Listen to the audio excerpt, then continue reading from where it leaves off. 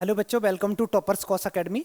आज हम डिस्कस करने वाले हैं सीबीएसई 24-25 का डिटेल सिलेबस, उसकी मार्किंग स्कीम और एग्जाम का पैटर्न क्या होता है, पेपर कैसे रहता है, सेक्शन ए में कितने क्वेश्चन आते हैं, बी सी डी ई, और उसको हमें कौन सा सेक्शन अटेम्प्ट करना है, कैसे करना है, और कैसे हमें बेटा 98%, 99, 100% स्कोर करना है। ठीक है, तो एक एक चीज़ डिटेल में समझेंगे और उसको अच्छे से और लागू भी करना। ये नहीं कि बस सुन लिया फेंक दिया, ऐसे मत करना बेटा, ध्यान से करो, क्योंकि इतने साल से मैं एक ही चीज़ बता रहा हूँ बच्चों को, कुछ नया नहीं है और वो बच्चे मार्क्स भी ला रहे हैं। तो क्या करना है, एक एक स्टेप पे आ जाते हैं बेटा। ठीक है, बहुत आराम से करेंगे, इसका कोई शॉर्टकट नहीं होता है, तो इसलिए बहुत अच्छे से चीज़ों को देखते हैं। सबसे पहले बात आती है सिलेबस को लेके। सिलेबस बड़ा ईजी है। पहला जो चैप्टर है नंबर सिस्टम, जिसको बच्चा हम लोग रियल नंबर बोलते हैं, वो 6 नंबर का आना है। 6 मार्क्स का। एलजेब्रा 20 नंबर की है। एलजेब्रा के अंदर टोटल 4 चैप्टर आते हैं। नंबर 1 आता है बेटा polynomial, number 2 linear equation in 2 variable, तीसरा आता है क्वाड्रेटिक, चौथा आता है अर्थमेटिक प्रोग्रेशन। ठीक है, उसकी इंटरनल मार्किंग क्या रहती है, स्कीम क्या रहती है, वो भी मैं डिटेल में बताऊंगा, कोशिश करूंगा इसी वीडियो में बता दूं। अगर इसमें नहीं हुई तो नेक्स्ट में बताऊंगा। अच्छा, फिर आता है बेटा next coordinate geometry. Coordinate geometry बड़ा आसान चैप्टर, बिल्कुल आसान, जैसा 9th में पढ़ा ना ऐसा ही है। 2 फॉर्मूले हैं बेचारे छोटे छोटे से, सेक्शन फार्मूला, डिस्टेंस फार्मूला। फिर आता है ज्योमेट्री। ज्योमेट्री के अंदर में 2 चैप्टर आते हैं, एक आता है बेटा ट्रायंगल और दूसरा आता है सर्कल। फिर आता है ट्रिग्नोमेट्री। अब सोचो ना, ज्योमेट्री बेटा 15 नंबर का आ रहा है, ट्रायंगल बीपीटी याद कर लो, सर्कल की थ्योरम याद कर लो, पीपीटी पे बेस्ड क्वेश्चन कर लो, सिमिलरिटी पे कर लो, मौज करो, हो गए 15 नंबर। अच्छा, ट्रिग्नोमेट्री। ट्रिग्नोमेट्री के अंदर में 2 चैप्टर आते हैं। एक चैप्टर आता है ट्रिग्नोमेट्री के अंदर में इंट्रोडक्शन टू ट्रिग्नोमेट्री, और दूसरा आता है हाइट एंड डिस्टेंस। ठीक है, ये दोनों चैप्टर मिला के 12 नंबर के आते हैं। मेंसुरेशन में एक तो होता है सरफेस एरिया एंड वॉल्यूम, और एक चैप्टर और आता है बेटा जिसका नाम है एरिया रिलेटेड टू सर्कल। अरे जहां भी हम एरिया निकालते हैं ना बेटा, एरिया निकालते हैं, सरफेस एरिया निकालते हैं, उसको मेंसुरेशन कह रहे होते हैं। अच्छा, स्टैट्स प्रोबेबिलिटी, दोनों चैप्टर को मिला के 11 नंबर का, ये सारा ऐड करोगे तो ये 80 नंबर का पेपर हो गया। और 20 नंबर तो बेटा स्कूल वाले देंगे, स्कूल वालों से बना के चलना। ठीक है, स्कूल वालों से बहुत बना के चलना है, 20 में 17 रख दे तो मूड ही खराब हो जाएगा। अब देखो बेटा, यहाँ ये है एग्जाम का पैटर्न। मतलब पैटर्न का मतलब एग्जाम पेपर जब मिलेगा ना फाइनल, तो ऐसे ये अंग्रेजी ऐसे ही लिखी मिलेगी तुम्हें, ऐसी लाइन बाई लाइन। ये बोर्ड में जो पेपर है उन्हीं की मैंने सेम कॉपी की हुई है। लिखा होगा क्वेश्चन पेपर में टोटल 5 सेक्शन होते हैं बेटा। पहले सेक्शन में सेक्शन ए में 20 एमसीक्यू होंगे, और हर एक एमसीक्यू 1 नंबर का होगा। याद रखना, एमसीक्यू तो 18 होते हैं, 2 असर्शन रीजनिंग वाले और आते हैं, तो ऐसे 20 नंबर के ये बन गया सेक्शन ए। सेक्शन बी की बात करूं तो सेक्शन बी में बेटा 5 क्वेश्चन होंगे, हर एक क्वेश्चन 2 नंबर का होगा, 2 मार्क्स का। तो यहां से कितने नंबर का बन गया तुम्हारा, 10 नंबर का हो गया बेटा। सेक्शन सी में 6 क्वेश्चन होंगे और एक क्वेश्चन 3 नंबर का होगा, तो 18 मार्क्स का सेक्शन सी बन गया। सेक्शन डी, ये मेरे को बड़ा, मेरा फेवरेट है ये सेक्शन डी, क्योंकि सेक्शन डी में क्या है, 4 क्वेश्चन 5 नंबर के 20 नंबर आ गए। समझ गए, क्योंकि एक क्वेश्चन 5 का है तो 4 क्वेश्चन है, तो 5 इंटू 4 20 मार्क्स हो गए। मतलब सेक्शन डी में तुम सिर्फ 4 क्वेश्चन करके 20 नंबर। सेक्शन डी कर लो, सेक्शन ए कर लो, पास तो ऐसे ही हो गए। ठीक है, गलती मत करना। अच्छा, सेक्शन ई है। सेक्शन ई में बेटा बच्चों को बड़ा ये बुरा लगता है सेक्शन ई, क्योंकि इसमें होती है केस स्टडी बेस्ड क्वेश्चन, और केस स्टडी ना तो बेटा हमारी एनसीईआरटी में है ना एग्जाम्पलर में है, ये है नहीं। तो तुम लोगों को यही कंफ्यूजन रहती है कि सर ये हम कहाँ से पढ़ें। ठीक है, मैं तो कराऊंगा ही सारा का सारा केस स्टडी। अच्छा, आगे देखो, बाकी का वीडियो भी डले हुए हैं केस स्टडी के सारे। यहाँ पे एक बड़ी इंपॉर्टेंट पॉइंट दे रखा, सेवेंथ पॉइंट ये कहता है कि इनमें जो चॉइस होती हैं, सारे क्वेश्चन पहली बात कंपलसरी हैं, लेकिन इंटरनल चॉइस होती हैं। कहीं क्वेश्चन नंबर मान लो 32 है तो 32 लिखा होगा, उसके नीचे और करके एक क्वेश्चन और होगा। ठीक है, तो उन दोनों में से कोई एक करो। सेक्शन ए में कोई इंटरनल चॉइस नहीं होती। सेक्शन बी में 5 क्वेश्चन है, उसमें 2 इंटरनल चॉइस मिलेंगे। यहाँ लिखा भी होगा बेटा, कहाँ गया, ये लिखा है कि 2 क्वेश्चन 5 नंबर में इंटरनल चॉइस मिल जाएगी। ऐसे ही बेटा 2 क्वेश्चन की इंटरनल चॉइस मिल जाएगी 3 मार्कर क्वेश्चन में।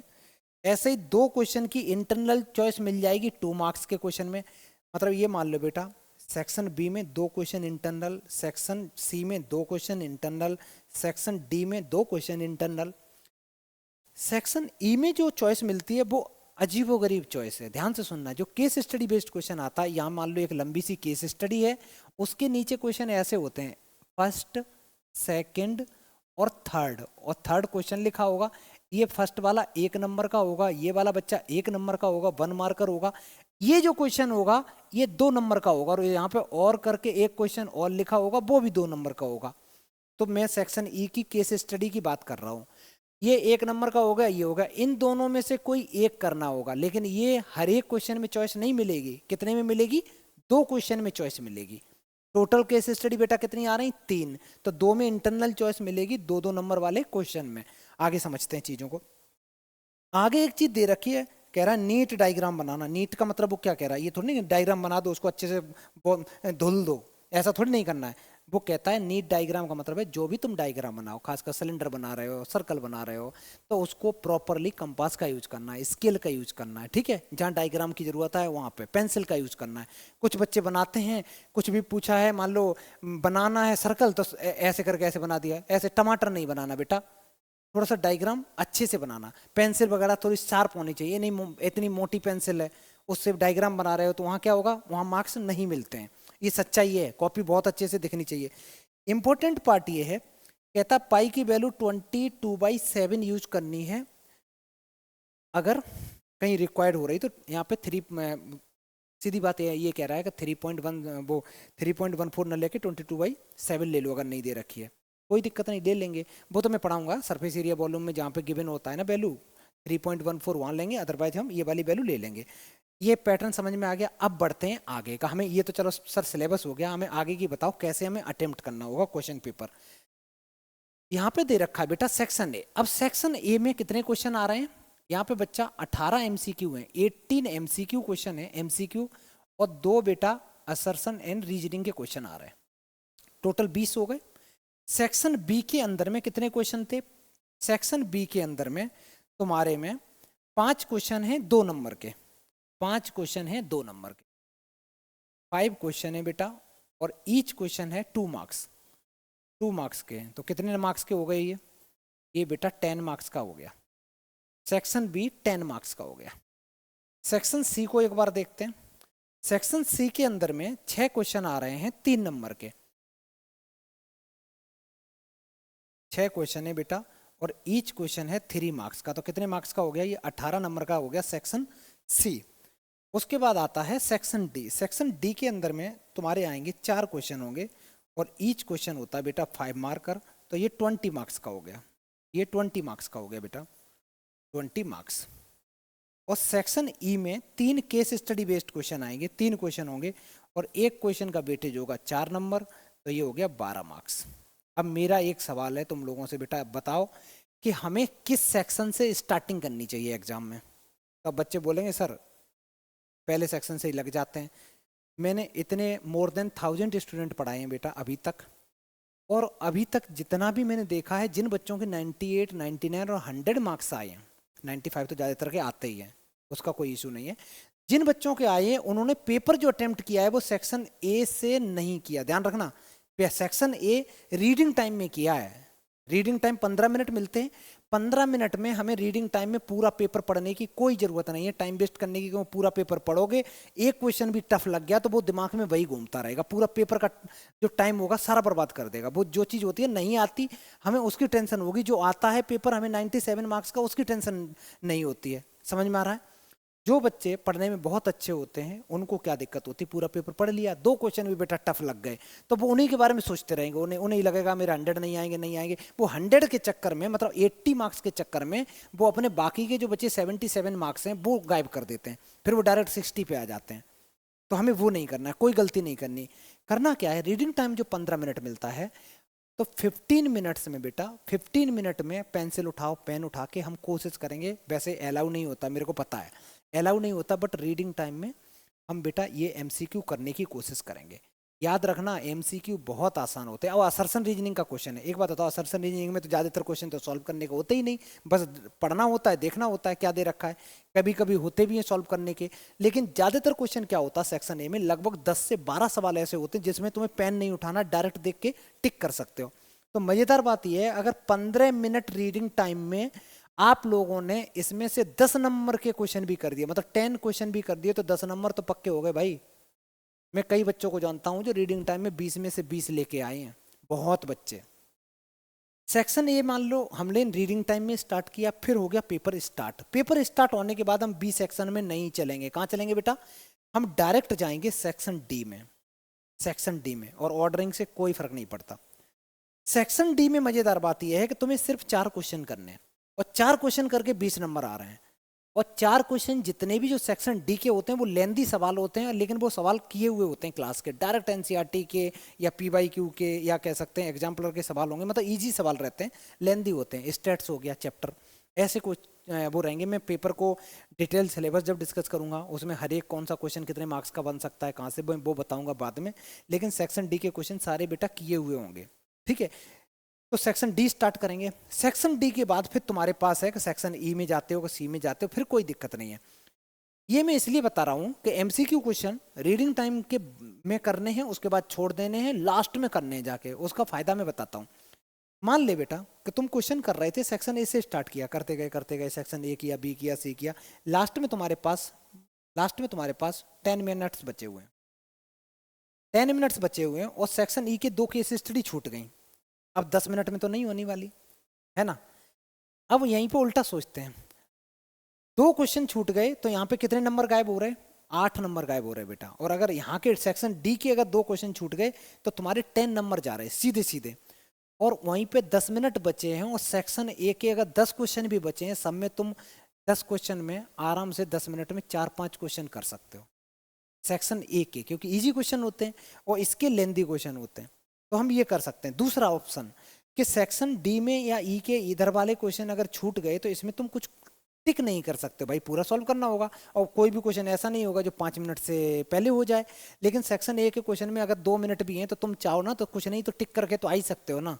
तो इसलिए सेक्शन ए हमें सबसे लास्ट में करना होगा, नहीं तो पेपर छूट जाता है, बहुत लेंदी पेपर आता है। तो बेटा एक इंपॉर्टेंस मोटा मोटा मैंने ये बताया, सेक्शन ए करना रीडिंग टाइम में, उसके बाद सेक्शन डी करना है, और फिर उसके बाद अपना सी बी ऐसे करके स्टार्ट कर लेना। आगे बढ़ते हैं, आगे बढ़ते हैं।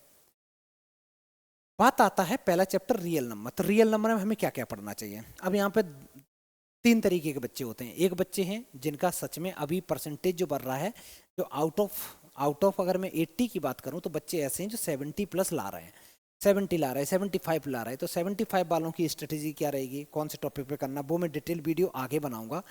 और जिन बच्चों का जो एवरेज स्टूडेंट हैं जो 50 नंबर ला रहे हैं, उनको हमें कैसे जाना 80 तक या 70 तक जाना है, कैसे पहुंचना है। और जो 30 ला रहे हैं, 30 वालों को 50 क्रॉस कैसे कराना है, मैं अभी जो बताऊंगा वो कॉमन चीज़ें बताऊंगा।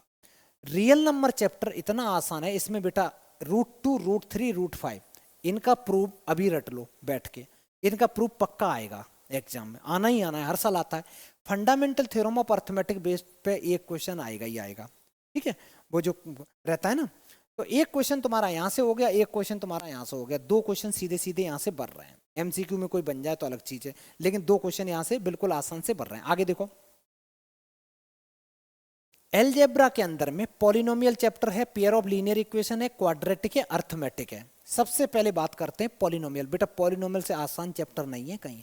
पॉलिनोमियल में एक तो आता है जीरोस निकालने के लिए, ये क्वेश्चन आए या ना आए एग्जाम में, लेकिन ये क्वेश्चन तो बेटा पक्का आता है, relationship between zeros and coefficient. Relationship क्या होती है? 2 ही तो होती है, alpha plus beta equal to minus B by A, alpha beta equal to C by A. और एक फॉर्मूला और होता है इसमें। कौन सा फॉर्मूला होता है? एक फॉर्मूला होता है बेटा, अगर अल्फा बीटा गिवन है देन क्वाड्रेटिक इक्वेशन बनाते कैसे हैं, के times x square minus alpha plus beta into x plus alpha beta. ये हो गया। आगे बढ़ते हैं। तो ये 2 टॉपिक करने हैं, और ये करोगे कहाँ से प्रैक्टिस? पीवाईक्यू से। कहाँ से करोगे बेटा? एनसीईआरटी से नहीं आता है, बहुत कम चांस हैं। पीवाईक्यू बुक से करोगे एनसीईआरटी इसके क्वेश्चंस। पीवाईक्यू मतलब 10 ईयर्स प्रीवियस ईयर क्वेश्चन देख लेना एक बार, या एनसीईआरटी एग्जाम्पलर। आगे देखो, अगर मैं पेयर ऑफ लीनियर इक्वेशन की बात करूं तो इसमें एक क्वेश्चन तो तुम्हारा यहां से बनता है बेटा, ये है वर्ड प्रॉब्लम। तो वर्ड प्रॉब्लम यहां से कहीं से भी उठ के आ जाती है इस चैप्टर में। बोट वाली जो वर्ड प्रॉब्लम होती है, बोट की वर्ड प्रॉब्लम सिलेबस में नहीं है लीनियर वाले में, ठीक है। बाकी की ज्यादातर सारी वर्ड प्रॉब्लम है एज इट इज।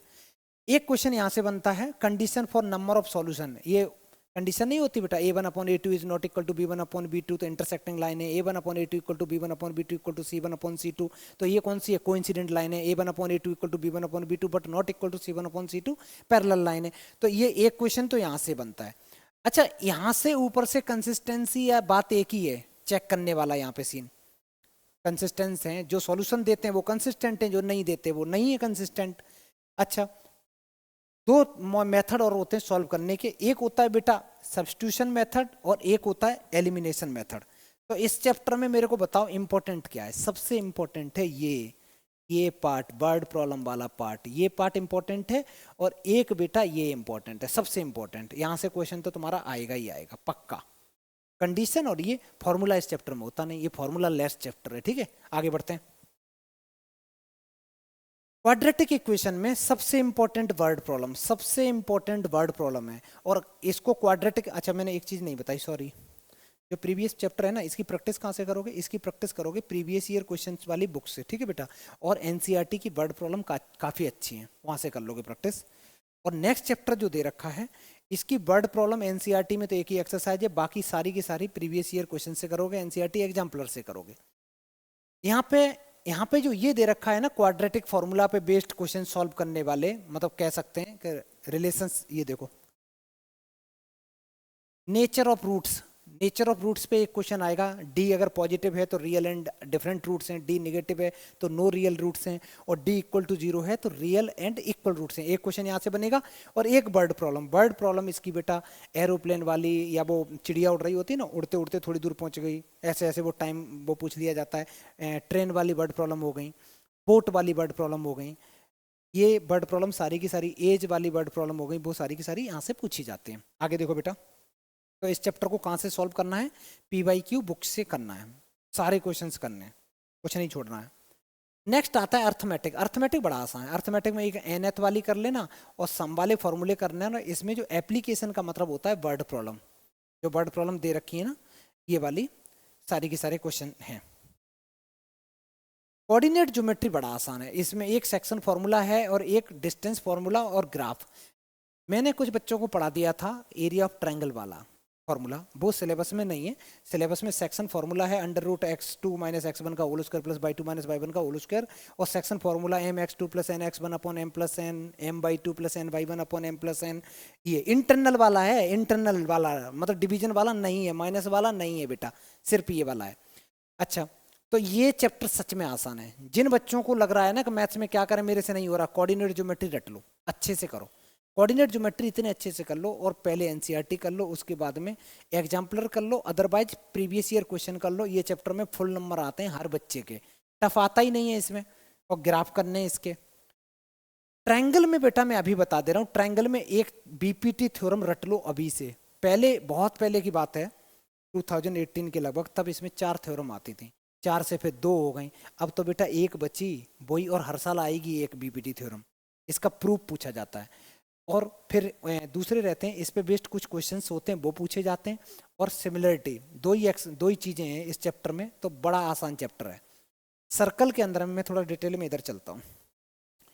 यहाँ देखो ट्रायंगल में, यहाँ मोटिवेट लिखा, मोटिवेट का मतलब तुम्हें सिर्फ मोटिवेट करना है, प्रूव नहीं करना है, समझ में आ रहा है? ये प्रूव सिर्फ ये है पहला, इसी को तो बीपीटी बोलते हैं, इसी को तो थेल्स थ्योरम बोलते हैं। और इस ये थ्योरम अगर आती है तो इसका स्टेटमेंट नहीं भी गिवन है तो लिख के आना, नहीं तो 1 नंबर चला जाएगा। ठीक है बेटा, मोटिवेट क्या करना है, ये कन्वर्स ऑफ बीपीटी है। ठीक है, ये क्या दे रखा है, ये सब मोटिवेट है, कंसेप्ट है सिमिलरिटी वाले, मतलब इनकी जहाँ मोटिवेट लिखा, मोटिवेट का मतलब ये है कि हमें प्रूव नहीं करना है, सिर्फ जानना है, उसके बारे में जानना है, अप्लाई करना है। प्रूव किसका करना है? सिर्फ और सिर्फ बीपीटी थ्योरम का। आगे बढ़ो बेटा, इसमें अगर मैं पूरे चैप्टर को समराइज करूं तो पहला क्या आएगा, एक बीपीटी थ्योरम आएगी और दूसरा आएगा बेटा सिमिलरिटी वाले, बस 2 ही टॉपिक हैं। बीपीटी थ्योरम है तो उस पर बेस्ड क्वेश्चन है, सिमिलरिटी है, सिमिलरिटी क्राइटेरिया पे बेस्ड कुछ क्वेश्चन हैं वो करने हैं, और कुछ भी नहीं है ट्रायंगल चैप्टर में। आगे बढ़ो, कुछ बच्चे कह रहे थे कि सर कन्वर्स ऑफ बीपीटी का प्रूफ आएगा, नहीं आएगा। देखो ये साफ साफ लिखा है, मोटिवेट करो, मतलब बच्चों को सिर्फ बताना है। ठीक है, आगे देखो बेटा,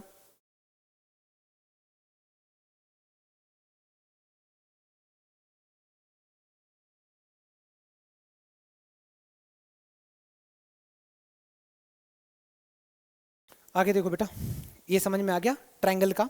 ट्रायंगल से डरा मत करो, बहुत आसान है। अच्छा, सर्कल को देखो, सर्कल में 2 थ्योरम है। एक तो आती है ये वाली theorem, tangent at any point to a circle perpendicular रहती है, ये थ्योरम। दूसरी होती है length of tangent drawn from external point to a circle are equal. दोनों थ्योरम का प्रूफ जानना है, दोनों थ्योरम का प्रूफ जानना है। एनसीईआरटी एक्सरसाइज जो दे रखी है उसको अच्छे से सॉल्व करना है। ठीक है, इसकी प्रूविंग है। तो अभी तक ये मेरे को एक बात बताओ, जितने चैप्टर हुए कितने प्रूव हुए? सिर्फ 3, एक बीपीटी, एक ये वाली थ्योरम, एक ये। 3 थ्योरम है जिनका हमें प्रूफ जानना है। आगे बढ़ो। आगे आता है ट्रिग्नोमेट्री। अच्छा, ये ट्रिग्नोमेट्री में सर मोम आया है बेटा, इसमें तो तुम्हें पता ही है ना। अच्छा, ये 300 नहीं है, 30 डिग्री, 45 डिग्री, 60 डिग्री। कॉम्प्लीमेंट्री वाला सिलेबस में नहीं है, ठीक है, कॉम्प्लीमेंट्री वगैरह सिलेबस में नहीं है। ये सिलेबस इस तरीके से लिखा है, लेकिन हम अगर मैं इसको आसान भाषा में बताएं तो हमें याद रखना है 0 degree, 30 degree, 45 degree, 60 degree, 90 degree. Sine zero कितना होता है? 30, 45, 60, 90। साइन कॉस, टेन, सेक, कॉसेक, ये सारे जानने हैं। ऐसे ही बेटा हाइट एंड डिस्टेंस का मतलब है एप्लीकेशन ऑफ ट्रिग्नोमेट्री को हम लोग हाइट एंड डिस्टेंस बोलते हैं। उसमें भी जो एंगल हैं, angle of elevation, angle of depression की बातें कर रहा है। और एंगल कौन कौन से होने चाहिए? 30 डिग्री, 45 डिग्री, 60 डिग्री, इसके अलावा कोई एंगल नहीं। दूसरा बात, कोई भी डायग्राम ऐसा नहीं होना चाहिए, उसमें साफ साफ बोला है 2 राइट एंगल ट्रायंगल से ज्यादा वाले सिलेबस में नहीं है। कोई डायग्राम अगर ऐसा है जिसमें 3 राइट एंगल ट्रायंगल बन रहे हैं तो ऐसा हमारे सिलेबस में है ही नहीं। तो इसको करने के लिए एनसीईआरटी की जो एक्सरसाइज है उसको अच्छे से करो, उसके बाद तुरंत चले जाओ बेटा एनसीईआरटी एग्जाम्पलर करने में, ठीक है। बहुत अच्छे से करना है, क्योंकि ये चैप्टर जो होता है ना, इसका डायग्राम बनाना इंपॉर्टेंट होता है। डायग्राम बनाना तभी आएगा जितने क्वेश्चंस प्रैक्टिस करोगे, अच्छे से प्रैक्टिस करते रहोगे तो हो जाएगा।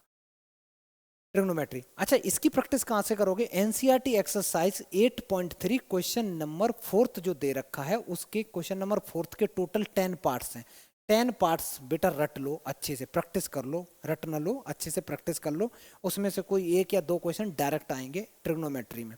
और वो 10 पार्ट्स अगर प्रैक्टिस कर लिए तो तुम्हें ये पता चल जाएगा कैसे हमें फॉर्मूला अप्लाई करना है।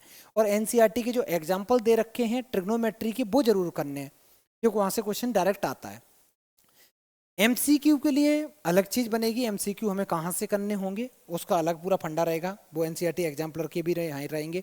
ऐसे ही बेटा एरिया रिलेटेड टू जो सर्कल चैप्टर है, इसमें भी एंगल 60 डिग्री, 90 डिग्री और 120 वाले ही करने हैं। सरफेस एरिया वॉल्यूम थोड़ा सा मैं बताता हूँ। Surface area and volume of combination of any two figures, cube हो गया, क्यूबॉइड हो गया, सर्कल हो गया, सॉरी स्फीयर हो गया, हेमिस्फीयर हो गया और राइट सर्कुलर। इसमें एक टॉपिक सिलेबस में नहीं है, फ्रस्टम ऑफ अ कॉइन, वो आउट ऑफ सिलेबस है। अगर किसी बच्चे पे पुरानी वाली बुक है तो वो बुक यूज मत करना बेटा, ये फ्रस्टम बिल्कुल सिलेबस से डिलीट है। एरिया रिलेटेड टू जो सर्कल है, ये काफी अच्छा चैप्टर रहता है, एरिया निकालना होता है इसमें बेटा। अब इसमें प्रॉब्लम आती है या तो पेरीमीटर से रिलेटेड आते हैं या फिर एरिया से रिलेटेड आते हैं। एरिया ऑफ सेक्टर पूछ लिया जाता है, सेगमेंट पूछ लिया जाता है, ठीक है। और ये इस टाइप के जो फिगर बनेंगे तो उसका जो सेंटर पे एंगल होना चाहिए तो या तो 60, 90 या 120। ये प्रैक्टिस कहाँ से करोगे ये चैप्टर? क्योंकि इसका एनसीईआरटी तो मस्ट है ही। देखो एनसीईआरटी बेटा नहीं छोड़नी, एनसीईआरटी एग्जाम्पलर नहीं छोड़नी, 10 ईयर पेपर नहीं छोड़ना है, ये हमें करना है। नेक्स्ट वीडियो में मैं ये भी बताऊंगा कि कौन सी चीजें कहाँ से हमें ज्यादा करनी। ये तो मैंने अभी पूरा का पूरा सिलेबस डिस्कस करा है, ये हमारा सिलेबस है। स्टैट्स में मीन आ रहा है, मीडियन आ रहा है और मोड आ रहा है। इसमें वो सारा का सारा जो ग्राफ बनाने वाला पोर्शन था वो सिलेबस में नहीं है, ग्राफ वाले जो थे वो नहीं है। अब बेटा मीन, मीडियन और मोड डायरेक्ट निकालना होगा, और जो ओजाय वगैरह निकालते थे वो नहीं है सिलेबस में। प्रोबेबिलिटी चैप्टर बड़ा आसान होता है, इसमें तो क्या बताएं, ये तो डायरेक्ट ही होता है बेटा। अच्छा, ये सारा का सारा फंडा हो गया तुम्हारा इसका सिलेबस का। जिन बच्चों को मैथ्स में प्रॉब्लम आ रही बहुत ज़्यादा है कि नहीं ये चैप्टर नहीं समझ में आ रहा, बेटा एक बार जाओ पहले तो ये टेलीग्राम ज्वाइन कर लेना, इसमें पीडीएफ वगैरह मिल जाएंगी तुमको, क्लास नोट्स वगैरह मिल जाएंगे, पेपर मिल जाएंगे करने के लिए। और इसमें जितने भी मैं ढेर सारे सैम्पल पेपर वगैरह सारे में इसी में ऐप डाल देता हूँ, ठीक है बेटा। तो वो मिल जाएंगे, उनके सॉल्यूशन मिल जाएंगे। उनके वीडियो सॉल्यूशन के लिए ये यूट्यूब चैनल हो गया toppers course academy foundation 9th and 10th। अच्छा, जो बच्चे नियर बाई के हैं वो अगर कोई हेल्प चाहिए होगी तो बेटा ऑफलाइन सेंटर अपना कालका जी में कोई ये व्हाट्सअप नंबर है, इस पर कांटेक्ट भी कर सकते हो। ये सारा का सारा अभी मैंने बेसिक डिटेल बताया। अब एक एक चैप्टर में क्या क्या इंपॉर्टेंट चैप्टर चीज़ें रहेंगी वो नेक्स्ट वीडियो में मिलेंगी, ठीक है। ऑल द बेस्ट बेटा।